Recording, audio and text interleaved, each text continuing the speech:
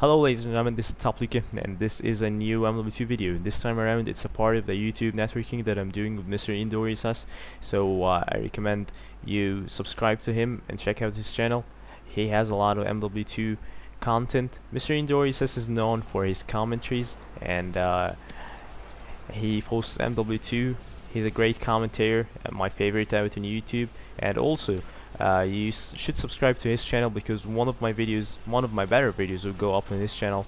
Stay tuned for it, and I hope you'll enjoy today's video. Hey, what's going on, guys? In today's commentary, I wanted to talk about player skill in the Call of Duty world. Now, whenever I look at a player's skill and I'm deciding how good a player is, there's two measurements I like to look at. There's a quantitative measurement and a qualitative measurement. The quantitative measurement is essentially a numerical measurement where you look at statistics and you determine how good a player is based on their numbers. Now, these can be seen on your players' leaderboards, and there's three key things. There's KDR, or kill to death ratio, win-loss, or SPM, score per minute. KDR is the first and foremost thing everybody looks at. What is your KD, man? What's your KD?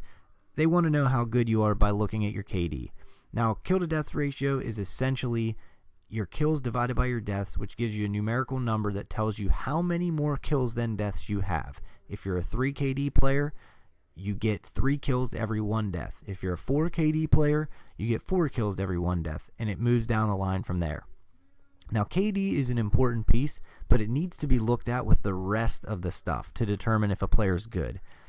KD doesn't represent a total player skill, because I know a lot of players out there who don't care about their KD and all they care about is winning, so they risk life and limb to jump on objectives and play the objective of that game type to win the game.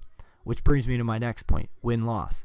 Win-loss needs to be factored in. However, the caveat to that is the fact that win-loss ratio is so convoluted and, for lack of a better term, fucked up in the Call of Duty games due to getting in games with the worst teammates you can possibly have, and it doesn't matter how good of a player you are. When you get shitty teammates, you're screwed. You're going to lose the game. You can carry them for all it's worth, you still have no chance sometimes. The other thing is, whenever you get in a game and you join in and it puts you in a game already in progress where your team's down by an astronomical amount of kills or points in an objective game, and again, you're going to take a loss no matter what you do. The third numerical or quantitative measurement is score per minute. Score per minute basically tells you how many points you are earning between objective play and kills. It's kind of a mix of KDR and win-loss. How many points you earn per minute averaged over the duration of your career. Score per minute is only in the newer Call of Duties. I don't know which ones. I think Black Ops 2 I know has it. I don't know about Black Ops 1 or MW3, but basically it's a good identifier of a strong player. Typically a stronger player will have a higher score per minute, but once again, that doesn't necessarily mean anything, because you could sit in the back and you could go 3-0 every game and then camp and you'd have a 3 KD. So again, quantitative or numerical measurements aren't always representative of a player's true skill. They always say, the old adage goes, liars use numbers and numbers lie. And looking at things from just a quantifiable standpoint doesn't always get the job done. You need to look at things qualitatively as well. And what I mean by qualitatively, or measuring something qualitatively, is just essentially the intangibles of a player. When I look at this is where I really think a player can shine, is their map knowledge, their spawn knowledge, their knowledge of guns, how they handle the class setups and how to effectively use them to benefit their play style in each game type or map.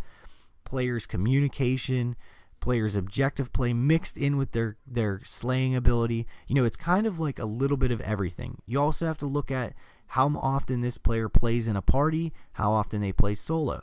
If you're playing with all your friends all the time and they're very skilled, you're going to have higher quantitative and typically qualitative numbers, because you have teamwork, you have a common goal to win the game and also beat the shit out of the other team. You're going to boost your KD, you're going to boost your win-loss, things like that. A great example is today I was playing with some friends.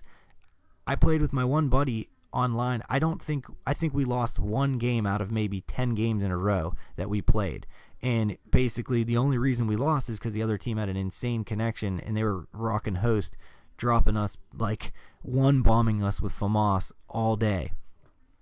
So, like I said, when you're looking at a player's skill, you need to address all of those things, not just one. Again, the first thing everybody jumps on is the kill to death ratio. It's part of the equation. It's not the total answer. Look at their kill to death, look at their win-loss, look at their score per minute, but also look at the qualitative things. I think the biggest thing you can look at, and it's a qualitative example or, one of the intangibles, as I said, is consistency. I know really, really good players by how consistent they are. You can join in a lobby and somebody can nuke. It happened today. We got in a lobby, some kid dropped a nuke. After that, he was virtually unheard of. He literally was going like 9-13, 10-12 every game after that. So it's like all of a sudden he had that one game. It's kind of like a flash in the pan. You have one strong game, but after that you're crap in the bed. Now everybody has amazing games and everybody has really bad games, and then everybody has games in the middle. But I look at it as a good player or a very, very skilled player is always going to be consistently doing well. Yeah, they're going to have great games. Yeah, they're going to have worse games or bad games. But, 90 to 95% of the time, they're performing in the top 2 to 3 out of the leaderboard every single game. That's my thoughts and opinions on this. Let me know what you guys think.